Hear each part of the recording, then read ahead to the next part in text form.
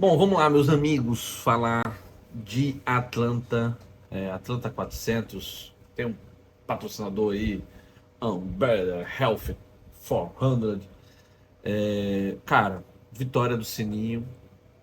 Eu, particularmente, sou daqueles que, quando tem aquele acidente no final, que você sabe que não apresenta um risco muito grande para os pilotos, tinha que deixar a bandeira, tinha que deixar a corrida acabar e vir. E a NASCAR faz isso, né? A NASCAR ela aplica isso. E aí tá faltando consistência, tá faltando um padrão. Eu acho que a NASCAR tá vacilando nisso, porque tem provas que ela deixa terminar e tem provas que ela dá amarela. É meio estranho. Lógico, não existe um favorecimento pro Christopher Bell, nem pro Larson, enfim, muito menos pro Roosevelt. Mas tá faltando consistência para a senhora NASCAR. Dito isso, o Bell é um daqueles caras que ele todo ano ele vai ganhar a corrida, né? Ele tem talento para isso, ele é um baita de um piloto, ele tem equipamento para isso, né? Tem equipe para isso. O que falta pro Bell, eu até falei isso no portal High Speed, no Alucinados por Velocidade, siga o High Speed, e falei na nossa live que a gente faz no canal. O que falta pro Bell, de fato, é o título. O que falta pro Bell. Eu não acredito que o Bell vai ser dominante, que nem o Larson foi em algum momento. Mesmo no ano que ele foi campeão. Até no passado, por exemplo, né, o Larson claramente era um cara mais rápido, era um cara que estava na melhor fase e não foi para final. Ok, não é isso que eu quero dizer. Mas o Bell não é esse cara dominante que nem o Larson é. O Bell todo ano ele vai ganhar duas, três, quatro corridas. Ele vai todo ano pro playoff, enquanto ele tiver um carro, né, que permita isso a ele. O que tá faltando? Chegar na final e se impor. Ele já foi para final, na final não rolou, né? Foi até o último da final, né? O quarto colocado. Eu não sei se é uma questão de Phoenix. Na final talvez não casa muito bem para Gibbs, a Gibbs, né, não tem muita sorte nisso. Mas o Bell, na minha visão, é o cara da Gibbs atualmente, né? Se você parar para pensar, a Gibbs é o Bell, o Ty Gibbs, que tá faltando ganhar a primeira, porque depois de ganhar a primeira vai ganhar um monte, mas está travado nessa questão da primeira. O Denny Hamlin, que eu já falei isso amplamente por aí, o Denny Hamlin, eu penso que talvez seja o último ano em que o Denny Hamlin vá tentar, de fato, ser campeão, né? Mas ele não é o principal piloto da Gibbs, por motivos óbvios. Então, o Hamilton não tem essa energia, essa disposição toda. O Hamilton vai ganhar as corridas dele, vai ganhar mais de uma, vai se classificar para os playoffs. Não sei nem se vai para a final, tá? Realmente ele teria que encontrar forças aí. Eu acho que o Hamilton vai acabar encerrando sua carreira, migrando para ser dono de equipe, ou até para correr na 2311, mas aspirando ganhar a Daytona 500, aspirando a sede de título, ela, né, vai diminuir cada vez mais. O Rosservat,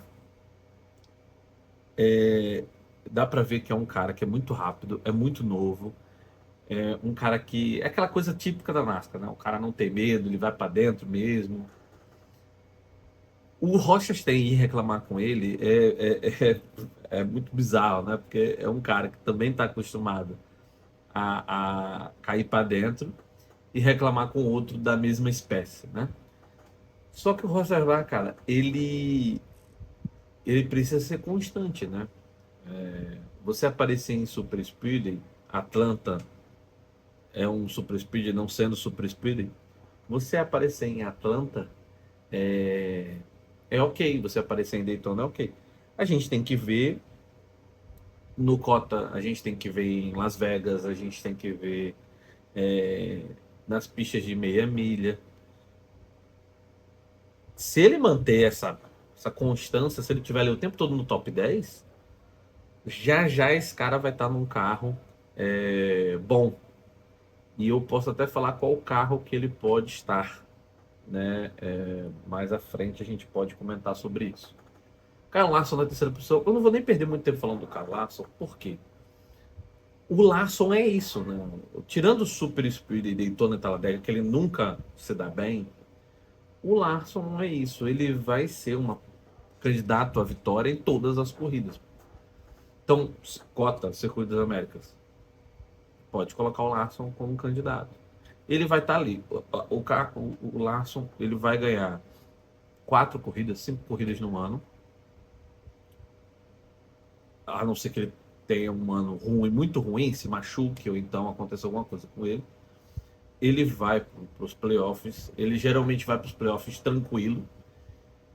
E aí ele vai até a semifinal e alguma coisa do tipo. E ano passado aconteceu alguma coisa com ele, não foi para a final. O natural, devido ao nível tão grande que ele é ele ir para a final, normalmente. A mesma coisa é do Blaney. O Blaney tem sempre uma vitória no ano, 2 vitórias no ano, às vezes um pouco mais. E é um cara que ele, obviamente, ele tá com a final do ano passado na cabeça. Obviamente ele tá com a final que ele ganhou na cabeça. Ele vai tentar se garantir. E eu acredito muito que ele vai utilizar da tática do Logano. Ó, vou dar uma segurada aqui. Tô classificado para os playoffs. Vou dar uma segurada aqui. Vou manter aqui um nível aqui mínimo. E vou para os playoffs com alguma inteligência. Penso isso. O Stenhouse, né, foi o quinto em Atlanta. A gente sabe como o Stenhouse não vale também muito a pena falar. Ficar muito tempo no Stenhouse, porque o Stenhouse é um cara que é legal como ele sobrevive na rua para Xfinity, nem para Truck. Ele fica ali na Truck, ou na Cup. Toda corrida ele tem um patrocinador diferente, ou os patrocínios são sempre 1 ou 2 corridas, alguma coisa. Tem um carro bem mediano, você vê que não é um carro que é para dar vitória para ele. E ele aparece nas provas rápidas, nas provas de Super Speed e tudo mais. Então, o Stenhouse ele encontrou ali o lugar dele. Denny Hamlin em sexto. O Denny Hamlin, eu falei rapidamente sobre o Hamlin, é um cara que eu penso que ele realmente ele vai tentar. Esse é o último ano que ele tenta gerir tudo isso. Como assim? Ele é piloto da Joe Gibbs e é um contender, né, um candidato a título. Ele é dono de uma equipe que tem 3 pilotos agora. Obviamente ele é empresário, ele, né, enfim, tem os negócios dele. E tem o podcast, tem a família. Então eu penso que é o último ano que o Hamlin vai tentar gerir isso tudo ao mesmo tempo. Depois disso ele vai focar. Ele vai essa lista vai diminuir, né? Kyle Busch em sétimo. Cara, Kyle Busch é complicado, porque assim, eu vejo uma mudança no Kyle Busch, eu vejo um cara muito mais maduro, eu vejo um cara até tentando se reinventar. Se você olhar nas mídias dele, se você olhar na forma como ele se expressa, você vê, até a forma como ele age dentro da pista mesmo, correndo. Você vê que ele está tentando ser diferente. Só que novamente, é aquilo que eu falo, eu não sei se tem essa sede toda, essa gana toda por vitória. Lógico, o cara quer ganhar, mas e o equipamento também, obviamente, não ajuda um equipamento médio, um equipamento, né, que permite a ele briga por top 10, sabe por quê? Acredito que o Kyle Busch ganha uma esse ano, até classifica para os playoffs, mas fica até isso. Título de novo, acho bem improvável. E a Daytona 500 para ele, meu amigo. Eu acho que ele vai tentar aí talvez mais um ano, alguma coisa do tipo. E depois vai fazer aquelas aparições que nem os grandes fazem, né? Ah, vou correr a Daytona 500. Mas ganhar, Rochestein, né? O Rochestein chegou em oitavo. O Rochestein, ele, eu entendi a frustração dele com o Roservat no final da prova em Atlanta. O Rochestein ele precisa fazer um ano melhor do que o ano que ele fez ano passado. Então ele precisa sim ganhar corrida, ele precisa classificar para os playoffs, ele precisa aparecer por motivos de tudo, patrocínio, a manutenção dele na Trackhouse, ou se ele estiver aspirando uma vaga numa equipe que dê mais chances dele ganhar. Eu entendo a frustração dele, né? Então, assim, ele está se cobrando muito. É um cara que está se cobrando muito. E ele tem que corresponder. Esse ano é muito importante para ele, é um ano bem crucial. Outro que tem um ano também bem difícil pela frente é o Bobo Wallace. Eu entendo que muita gente vai falar que o Bobo Wallace é um protegido do Michael Jordan. Ok, de fato é. O Bobo Wallace tem a questão da mídia dele e tudo mais, tem o carisma dele, enfim. E eu sinto que o Bubba Wallace ele se cobra, ele fala assim, cara, eu preciso mostrar isso na pista, velho. Eu preciso aparecer na pista também, não só fora dela. É um cara que ele tem que aparecer. Então, eu acredito que ao longo do ano a gente vai ver o Chastain e o Bubba Wallace tentando muito, tentando coisas diferentes, se cobrando, meio que forçando para poder aparecer, né? Para poder tentar uma vitória ali. John Hunter Nemechek em décimo é legal, o John Hunter Nemechek aqui. Lógico, tem as condições de pista, né? A questão de ser super speed e tal. Mas é legal ver o John Hunter aqui. A gente sabe que o John Hunter não tem grandes aspirações no campeonato, enfim. Aí agora eu vou pontuar algumas pessoas, tá? É... Logano, décimo segundo. O Logano andou na frente a corrida inteira.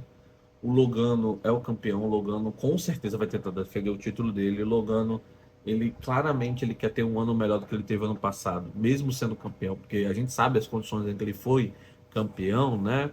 Não foi aquelas condições ideais. Então, o Logano, a gente vai ver o Logano o tempo inteiro ali na frente, junto com o Larson, né? Junto com o Blaney. Claramente você vê que é uma briga Hendrick versus Penske, né? E a Gibbs ali um pouquinho abaixo, com a 2311 um pouquinho abaixo, e aí vem as outras, né? Vou dar um salto aqui da, na tabela de Atlanta. Vamos para o Chase Elliott. Chase Elliott que apareceu pouco na corrida. Chase Elliott começou o ano bem, ganhando, né, o Clash, mas já sumiu. Já Daytona não apareceu, Atlanta não apareceu direito. Então, numa equipe que você tem um Byron forte, e já classificado, né, para os playoffs, vence do bicampeão de Daytona, e numa equipe que você tem um Kyle Larson tão predominante, o Elliott ele vai ter que se coçar. E aí vem o Circuito das Américas. Claramente ele é um cara que anda muito bem em misto, tá em uma boa chance do Chase Elliott aparecer. Logo abaixo dele terminou o Chase Briscoe. Fez a pole em Daytona, uau, que legal. Em Daytona ele se envolveu num acidente lá, né, no final da prova, né, tal. Atlanta também não foi legal para ele. Então o Briscoe ele precisa de resultados. O Briscoe precisa começar a trazer. A gente vai, é como se o campeonato ele começasse, não é de fato, porque quando você começa o campeonato com Daytona, que é um super speed, e Atlanta, que tem a característica do super speed, tem o componente Big One, o componente sorte, né? Então a gente precisa entender que a partir do Circuito das Américas, que as características dos pilotos começam a aparecer de fato, né? Então, eu acredito que o Chase Briscoe vai começar a trabalhar aí, né?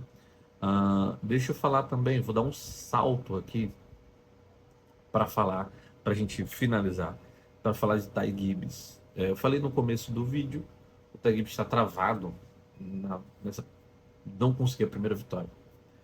E é impressionante como o Ty Gibbs também tem uma certa dose de azar, né? Tá sempre envolvido em acidentes e tal. Vive chamando amarela. Talvez porque ele esteja tentando, né? Tá sempre envolvido ali nos acidentes e tudo mais. Mas eu tenho a impressão de que vai ter uma hora, você olha para ele, você entende que assim, vai ter uma hora que vai encaixar. E aí, quando encaixar, vai ser um nome forte. E aí ele vai assumir a liderança da Gibbs, vai pegar a Gibbs para ele, vai tirar a Gibbs da mão do Bell, né? O Bell vai voltar a ser um coadjuvante dentro da Gibbs. O Denny Hamlin em algum momento vai, né? Então, eu tenho essa impressão do Ty Gibbs, tá? Deixa seu comentário, curte, obviamente, o vídeo. A gente tem feito os lives, a gente tem feito vídeos, a gente tem trabalhado de todas as formas aqui, né? Então, deixa seu comentário, deixa seu like, diz que eu tô errado, fala que eu tô certo, enfim, fique à vontade. E, obviamente, siga, se inscreva, faz tudo aquele away que tem que fazer, beleza? Fechado, então.